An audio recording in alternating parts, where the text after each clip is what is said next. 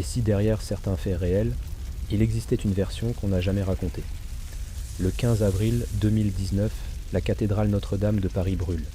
Le feu dévore la charpente, la flèche vacille. Pendant que les pompiers luttent contre les flammes, un prêtre s'approche d'un officier et lui demande quelque chose d'étrange. Envoyer une équipe sous la cathédrale, sous le chœur, officiellement, pour vérifier que l'incendie n'a pas atteint les fondations. Alors 2 pompiers descendent dans les galeries, mais en bas il n'y a ni fumée, ni flamme. Il y a 3 prêtres, debout autour d'une vieille dalle noire. Une dalle entourée d'anciennes chaînes, scellées dans la pierre. Comme si quelqu'un avait voulu maintenir quelque chose dessous. Puis un bruit résonne sous la pierre. Un coup, puis un autre. Comme quelque chose qui frappe lentement depuis l'intérieur. Un pompier demande ce qu'ils retiennent.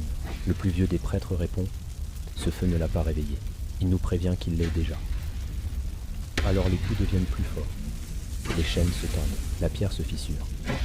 Dans l'ouverture, quelque chose bouge. D'abord une main, longue, noire, brûlée comme si elle avait passé des siècles dans le feu.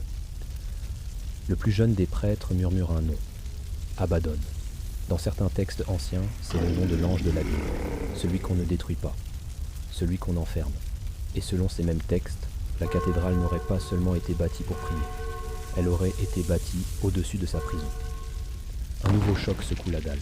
Cette fois, un œil apparaît dans la fissure, grand, immobile, ouvert depuis l'obscurité.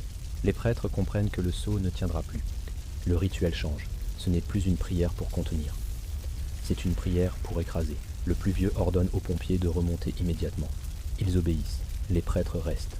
Quelques secondes plus tard, la flèche s'effondre. Et avec elle, une partie du poids de la cathédrale retombe sur les voûtes et les pierres au-dessus du chœur. Assez pour refermer ce qui s'ouvrait.